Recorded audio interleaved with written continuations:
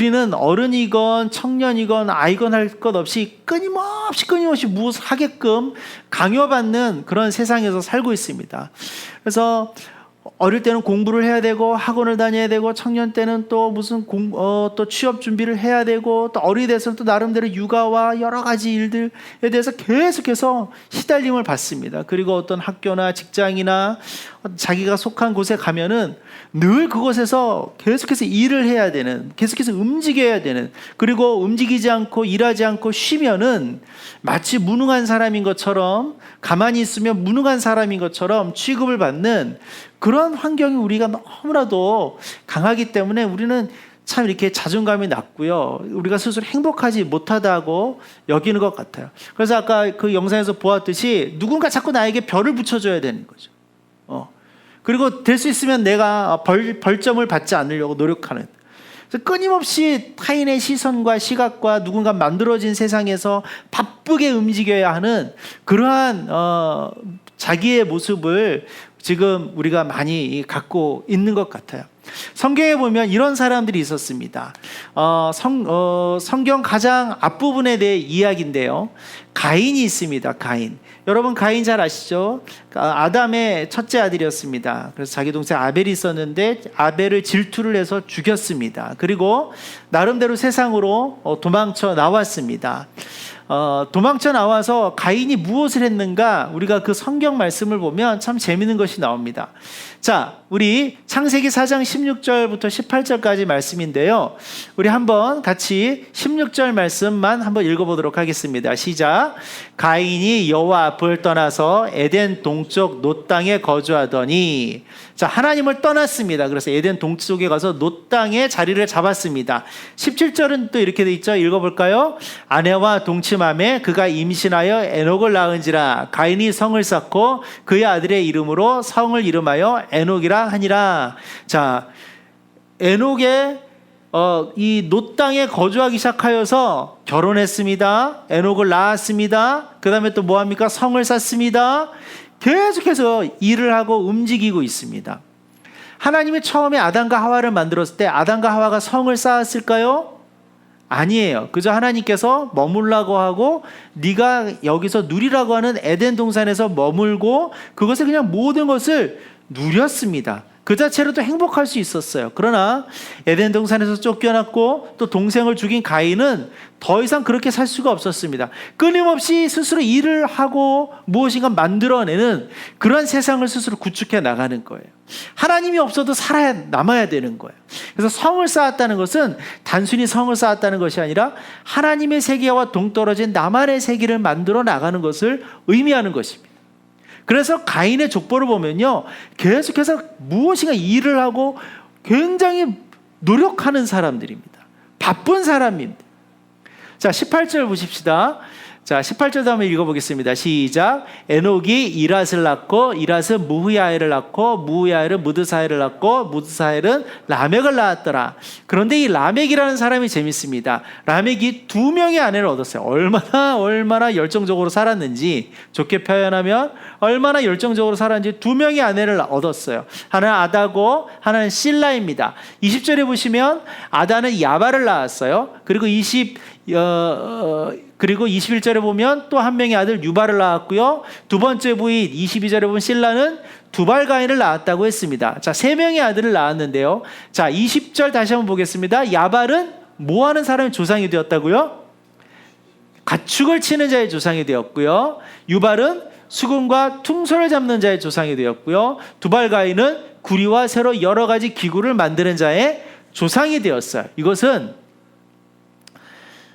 계속해서 그 조상 가인은 성을 쌓았는데 그 성 안에서 더 정교한 사람들의 세상을 만들어 나가는 이야기인 것입니다. 산업을 일으키고요, 예술과 문화와 대중문화를 만들고요, 그 다음에 무기와 또 농기구를 만들어서 이제는 하나님 없어도 내가 살 수 있는 세상을 계속해서 구축해 나가는 것이 가인의 후예들의 이야기예요. 그런데 문제는 뭐냐? 이 사람들은 늘 바빠야 하는 거예요. 계속해서 움직여서 내 세상을 만들고 내가 거기서 최고가 돼야 되고 무엇인가 남겨야 하고 이루고 축적해야 하는 그 세상의 시스템을 계속해서 만들어 나가는 거죠. 지금 우리가 살고 있는 세상의 시스템이 바로 무엇입니까? 가인과 가인의 후예들이 만들어 놓은 세상의 시스템이라는 것입니다. 굉장히 슬픈 일이라고 할 수 있습니다.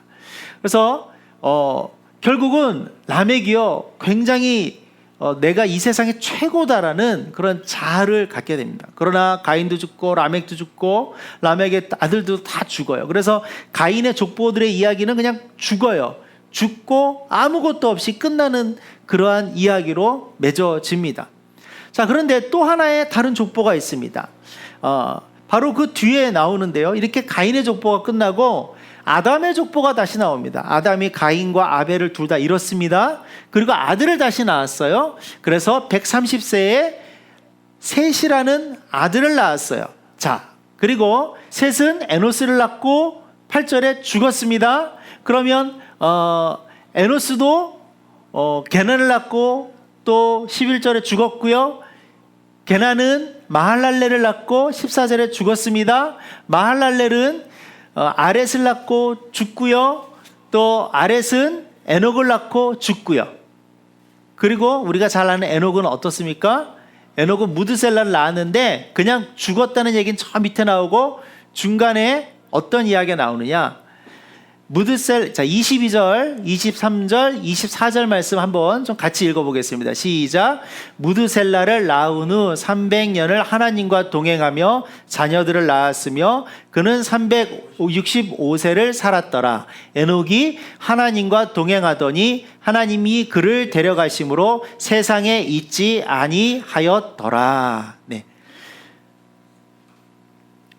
에녹은요 그냥 죽은 것이 아니라 하나님과 함께 하늘나라로 올라갔어요. 그런데 24절에 보면 에녹은 무엇했다고요?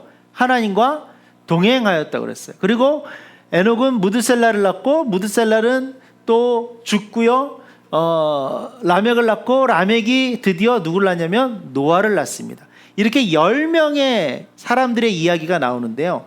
이 사람들은 주로 한 게 뭐예요? 낳고 죽고 낳고 죽고 낳고 죽고 한 게 없어요. 그 가인의 후예들은 뭐였어요? 성도 쌓고 산업도 일으키고 내 세상을 만들고 막 했어요. 근데 마지막은 허무하게 끝났어요. 그런데 거의 마지막 때에 보면 에녹은 어떻게 했다고요? 에녹은 하나님과 동행하다가 하늘나라까지 올라가는 일들이 있었단 말이에요. 전혀 다른 족보가 만들어집니다. 인간적인 모습으로 보면, 경제학적인 그 어떤 관점으로 보면 아담의 후예들, 낳고 죽고 한 사람들은 전혀 생산성이 없었던 사람이에요. 그러나 하나님의 관점에서는 이 사람들이 오히려 하나님 보시기에 더 좋은 사람들이었어요. 하나님이 동행하시고 그들과 함께 하셨어요. 그 마지막 10대째 사람이 누굽니까? 바로 우리가 잘 아는 노아란 말이에요. 그리고 결국 그땐 완전히 두 부류의 사람이 나눠져서 한 부류의 사람은 죄악에 관영하도록 이 세상에서 악만 행하다가 하나님께 심판을 받게 되고, 또 한 부류의 사람은 그 심판에서 건져짐을 받는 방주를 만드는 그러한 사람이 되었단 말이에요. 인류는 두 부류로 나눠져서 지금까지 쭉 내려왔습니다. 물론 우리는 하나님을 알고 하나님을 믿고 신앙생활을 하는 사람이라면 우리는 가인의 후예가 아니라 어느 쪽의 후예라는 것일까요? 아담의 후예, 셋의 후예, 노아의 후예가 된다고 할 수 있겠죠. 자, 우리는요, 여러분은 하나님의 형상으로 만들어졌습니다. 그것은 성경책에 그대로 기록이 되어 있어요. 창세기 1장 27절과 28절에 하나님의 사람을 하나님의 형상대로 창조하셨다라고 분명히 우리에게 이야기하고 있습니다. 하나님의 형상이라는 것은 너무나도 우리에게 대단한 것이죠. 그래서 저 화살표는 뭐냐면 하나님의 형상으로 받은 우리가 쭉 살아가야 하는 삶의 방향을 의미합니다. 그런데 많은 사람들이 어떻게 살아가냐면 그보다 조금 더 높고 우월하고 크게 자기 자신을 만들어 놓고 생각해 놓고 그런 방향으로 자기가 살아간단 말이에요. 그래서 이런 사람들은 내가 큰 인물이 될 것이다 라고 생각을 하고요. 자기 신뢰와 자기 자랑이 굉장히 많습니다. 그래서 어떻게 할까요? 자기를 과신하죠. 그래서 나와 맞지 않는 사람들, 나를 반대하는 사람들에게는 반항하고 대적합니다. 이런 사람들이 끝까지 가면 어떠한 일들을 저지르느냐? 가장 극단적인 경우로 가면은 바로 이런 사람들이 살인을 하게 되는 거예요. 왜? 나와 맞서는 사람들, 나와 대적하는 사람들, 나와 동의하지 않는 사람들은 살인하는 거예요. 실제로 살인을 하건 마음으로 죽이건 어찌하든 살인을 저지르는 일들을 하게 됩니다. 뭐예요? 교만한 거죠. 자, 이런 사람들이 있는가 하면 이런 사람들과 전혀 더 반대의 사람들이 있어요. 자기를 굉장히 낮게 여깁니다. 작게 여겨요. 자기 자신을 쓸모없는 인물이라고 생각을 합니다. 그리고 자기 비하가 많고요. 정죄의식이 심해요. 자기에 대한 거절 감정이 있습니다. 스스로를 용납하지 못해요. 그래서 늘 깊은 좌절감에 빠집니다. 이런 사람이 극단적으로 나중에 하면 무엇을 할까요? 저 위에 사람은 살인을 했다면, 누군가를 죽이는 것을 했다면 이 사람은 스스로 자기를 죽이는 일을 선택을 합니다. 실제적인 자살을 하던, 마음속에서 나를 죽여버리던 이 사람들은 자살하는 일, 스스로 나를 죽이는 일을 선택해요. 자, 이 가운데 있는 화살표가, 이 직선이 내가 하나님의 형상으로서의 원래 내가 살아가야 하는 방향이라면 이 위의 방향도 잘못되었고요, 이 밑에 방향도 잘못되었어요. 많은 사람들이 이것을 겸손이라고 이야기합니다. 그러나 성경적인 관점으로 봤을 때, 하나님의 관점으로 봤을 때 이것 역시 교만한 것이. 왜? 겸손은 여기에요. 하나님이 나를 만들어주시고 네가 잘 될 것이다, 그래서 네 삶의 방향으로 가라, 네 알겠습니다, 그렇게 가는 것이 겸손이지, 위로 가는 것도 교만한 것이고 아래로 가는 것도 교만한 것이라고 우리가 볼 수 있어요. 그래서 우리는 뭐예요? 우리의 최대 가능성은 어디 있습니까? 예수님을 닮아가는 데 있는 거죠. 이것이 바로 겸손이라고 할 수 있습니다. 신약 성경에 보면 두 여인의 이야기가 나옵니다. 예수님과 함께 하였던 두 여인의 이야기가 나옵니다. 마리아와 마르다의 이야기가 나옵니다. 자, 예수님이 마르다와 마리아는 자매였거든요. 그 집에서 이제 그 집에 놀러 가십니다. 뭐 놀러 가셨다는 표현은 좀 그렇고 그 집을 방문하십니다. 굉장히 중요한 분이 왔죠. 어떻게 해야 됩니까?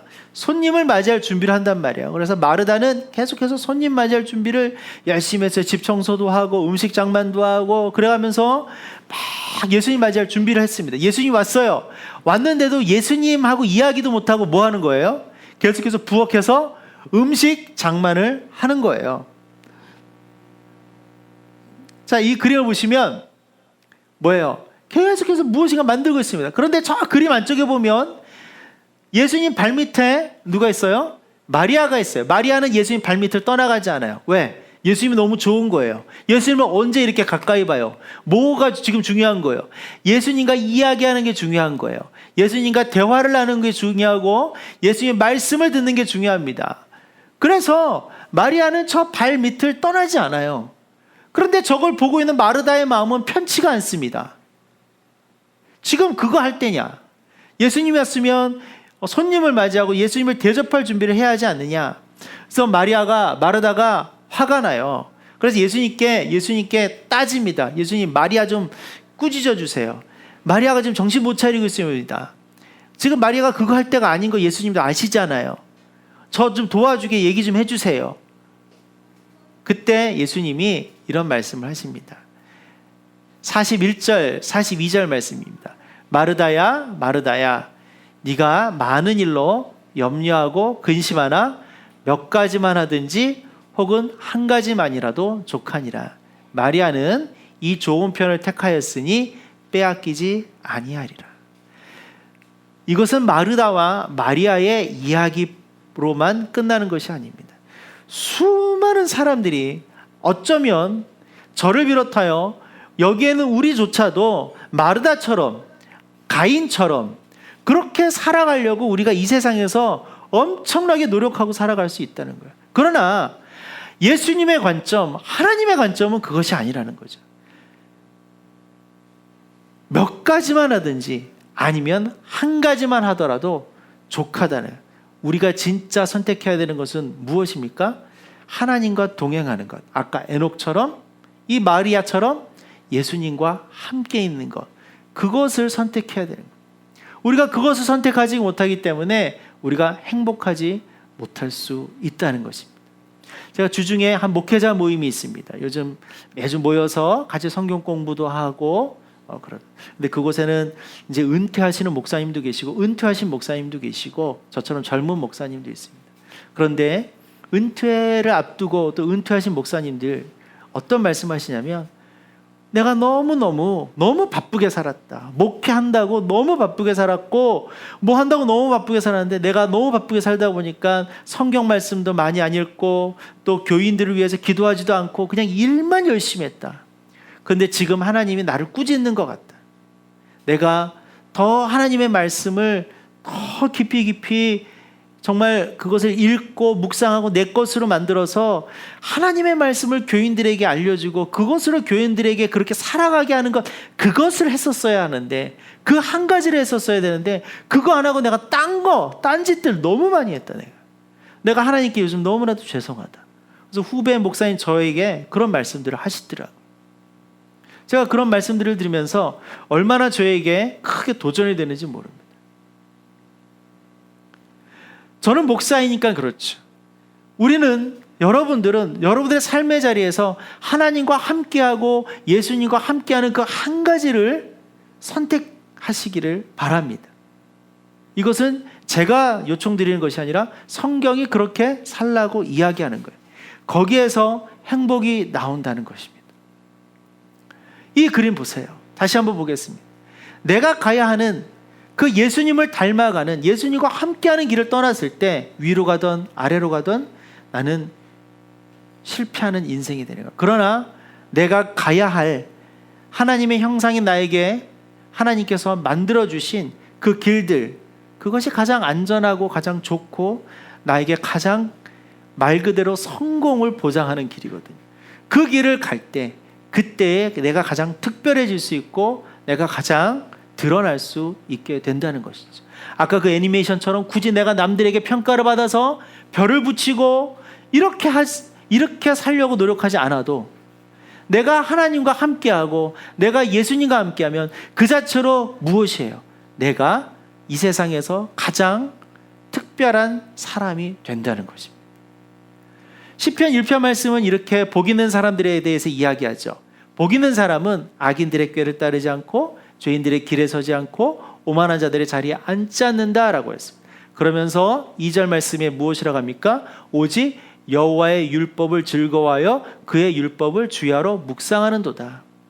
하나님과 함께 한다는 것을 의미합니다. 이런 사람은 우리가 너무나도 잘 아는 구절이죠. 3절, 어떤 사람과 같다고요? 3절 말씀 같이 한번 읽어볼까요? 시작. 그는 시냇가에 심은 나무가 철을 따라 열매를 맺으며 그 잎사귀가 마르지 아니한 같으니 그가 하는 모든 일이 다 형통하리로다. 아멘. 여러분, 이것이 시냇가에 있는 나무의 모습입니다. 저 튼튼하고 거대한 뿌리들을 보십시오. 나무가 움직이지 않습니다. 나무가 다른 노력하지 않습니다. 그저 있는 곳에서 뿌리만 잘 내리면 되는 거예요. 그러나 어떤 나무는 쉽게 죽어가죠. 왜요? 물이 있는 땅이 아닌 곳에 있는 나무들은 그렇습니다. 그러나 저렇게 물가에 있는 나무들은 얼마든지 뿌리를 잘 내리고 저렇게 크게 건강하게 울창하게 자라날 수 있는 거예요. 하나님은 우리를 하나님의 형상으로 만들어 주셨어요. 그것은 다른 표현으로 시냇가에 심어 놓으셨다는 뜻이에요. 근데 우리가 그걸 잘 모르고 자꾸 시냇가 반대쪽으로 뿌리를 뻗고 어떻게든 다르게 살아보려고 노력할 때가 참 많이 있다. 그러실 필요가 없는 것입니다. 그저 있는 그 자리에서 뿌리만 잘 내려도 우리는 얼마든지 형통해질 수 있고 잘 될 수 있다. 우리는 언제든지 하나님 안에서 형통할 수 있다는 것. 그것을 여러분들 마음속으로 받아들이시고 믿으시기 바랍니다. 여러분, 행복하세요? 행복하세요? 행복하세요? 안 행복한 것 같아요, 민유. 아빠가 누군지. 지훈이 행복해요? 차마 대답을 못하는군요. 네. 준현이 행복해요? 유신 씨 행복하세요? 대답들을 잘 못하시네요. 네. 행복해요? 행복한 것 같아요. 혜진 형제는 행복하세요? 대체로 행복하세요? 네, 솔직한 대답입니다. 네. 여러분, 행복하십니까? 우리가 행복이 무엇인지, 행복이 어디서 시작해야 되는지 잘 알아야 합니다. 그리고 그렇게 그 자리에 잘 머물러 있어야 됩니다.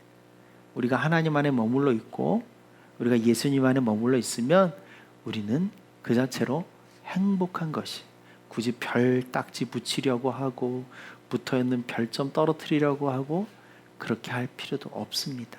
아까 그 루시아라는 아이처럼 남들이 붙여도 떨어지고 붙여도 떨어지고, 그러나 그 아이는 매일 그 엘리라는 그 목수는 하나님을 상징하는 것이잖아요. 하나님을 만나러 가잖아요. 행복한 여러분, 여러분이 바로 특별하신 분입니다. 그 자리에만 잘 있으면 우리는 특별하고 우리는 그래서 소중한 사람들이 되는 것입니다. 그 애니메이션에서 나중에 그 딱지들을 다 떼어내고 자기의 참 모습, 자아를 찾아냈을 때 그 아이가 행복해지고 그 아이가 특별해지는 것처럼 우리가 모두 하나님 안에서 특별하여지고 행복하여지고 또 소중하여지기를 주님의 이름으로 축복합니다.